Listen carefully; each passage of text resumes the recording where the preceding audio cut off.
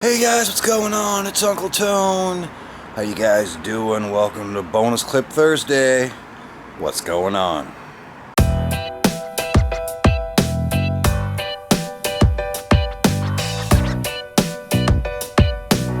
It's bike cleaning day here at Casa de Tone. That's what I'm gonna call my house now. Casa de Tone. Just to be weird. Cool beans. Here we have before. It's a little dirty. It's a little dirty. It's not horrible, but it is a little dirty, particularly the drivetrain needs a cleaning. So it's bike cleaning time. So this is before. After I stopped recording, it occurred to me that you guys might want to actually know how I clean my bike. So I guess that'll be this week's Bonus Clip Thursday. How to clean your bike. Cool beans. So the first thing I do is just give it a soak down with some water just to get it wet. Is the first step. I always do. Nothing too crazy strong. You don't want to blast any grease out of the bearings or anything. Just a wet down to get it wet and loosen the dirt. Mainly because you don't want to just scrape dry dirt off the bike, because dirt dried on the bike can actually remove paint. So you want to be a little bit careful. Wet it down first, and then take your soapy water and soap it down. I use Dawn dishwashing liquid just because, and a little tiny bit of citrus degreaser from the restaurant that we use on the floor, just because, you know, Dawn takes grease out of your way, you know, that's what they say. So, and then you're just gonna wipe it all down with your soapy rag and give it a wipe down. I don't do this frequently. I used to be fanatical about keeping my bike clean. It always looked like it was brand new. I used to be absolutely fanatical about this. Now, I prefer riding to cleaning.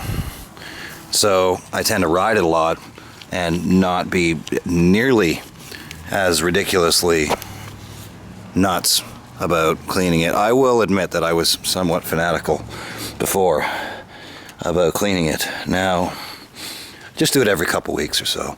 Every week or two, you know, when it starts getting pretty dirty, we'll give it a clean. Otherwise, I don't tend to be too particular about it, even though this is my good bike. Like I said, I used to be pretty fanatical, but not so much now. So all you're gonna do is give it a nice soap down. Get it all nice and soapy. Give it a wipe down. Do the wheels as well. Spin them backwards and give it a soap. Give it a wipe. Again, it's easier to do with two hands, but one hand's currently holding the camera. So we're gonna soap it all up, and then we just rinse it off.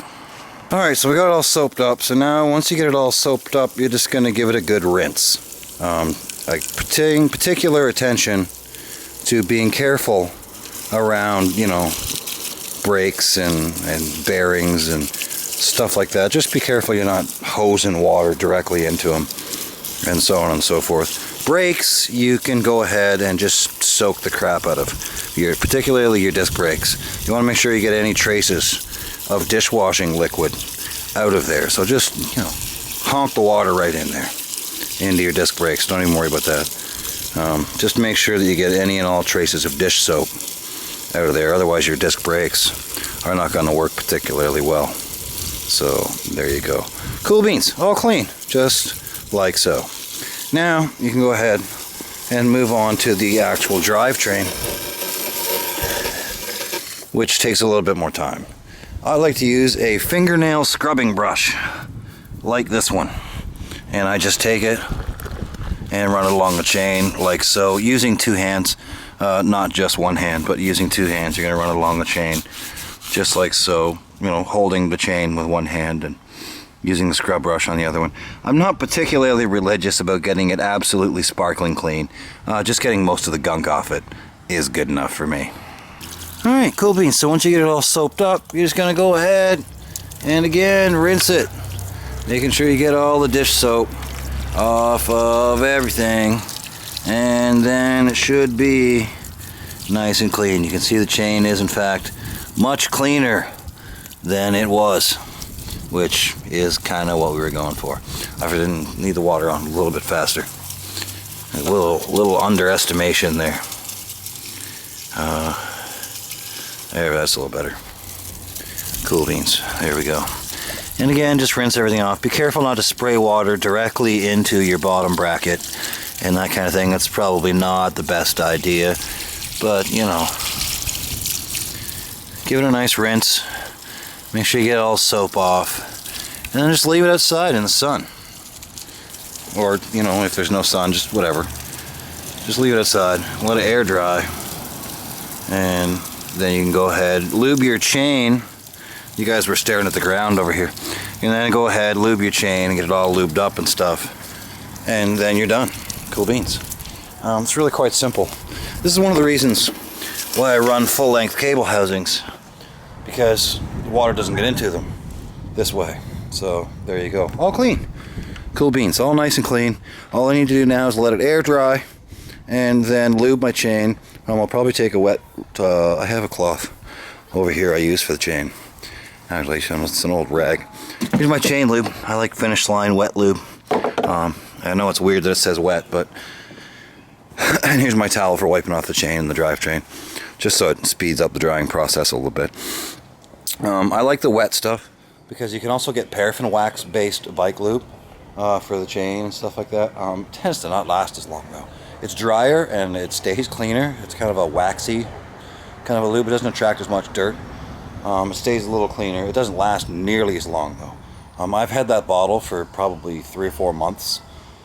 A dry lube needs to be applied much more often, and I would normally go through a bottle probably every couple weeks to a month. You go through it a lot faster. So I mean, it's $15 for a bottle of chain lube. You know, you want it to last a little bit longer than 2 or 3 weeks. So there you go, cool beans. That's how you clean your bike. Pretty simple. How I clean my bike anyway. So there you go. That's pretty much Bonus Clip Thursday. I've noticed the views on the vlogs and bonus clips have been up quite a bit lately, which is awesome. I've been super pumped about that. It's awesome that you guys are enjoying the videos again. Views kind of went down for a while, and I was getting a little bit discouraged about doing the videos, but I figured they'd come back because you guys are rad, and they did. So there you go. Things have picked up again, which is awesome. And again, thanks very much for watching. There's no point in, I've said this before, but there's no point in making these videos if nobody watches them. So thanks for watching, and post a comment down in the comment box what else you'd like to see. If there's anything bike related, let me know about that. Excuse me. All that kind of stuff. These are my new tires. I did get new tires because my other slicks, I had a set of Specialized turbos that were slicks. These were just pure road tires. There was some glass along the side of the road that took a couple little, not chunks, but little nubs out of the tires, and sooner or later I was going to hit something that was going to blow the tire again. So it was time for new tires. They're kind of worn. They were 2 seasons old. I decided to go with something with a little more meat this time, but still be durable. So I went with these. These are Continental. I forget what they're called. Continental Mountain King. They're cyclocross tires. 700 by 35C, so they're still 29er tires. 29-inch mountain bike wheels. And 700C road wheels are the same size. So there you go. I don't know why they call one 29er and one 700C. Just because, you know, whatever. I don't know why. But these are cyclocross tires, so they're designed to be used on road and off. So they're a little harder rubber, so they should last longer on road use, which was definitely what I wanted, because primarily most of my riding is on the road. So I didn't want to wear down a set of mountain bike tires that were softer rubber. They would wear out much, much faster. They hook up better in dirt, but they wear out on the road much, much faster. So we went with cyclocross tires, which Rob assures me are pretty good. He has a couple guys using them for a couple seasons now, and they love them.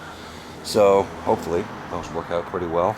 They're a couple weeks old now, and you can see they still have the little rubber nubs on the tires. They haven't even worn off yet. So far so good. They seem to be holding up very, very well. That's going to do it for Bonus Clip Thursday. Watching Tone clean his bike. Thanks for watching, and I will see you guys on Muse Day. Rock on.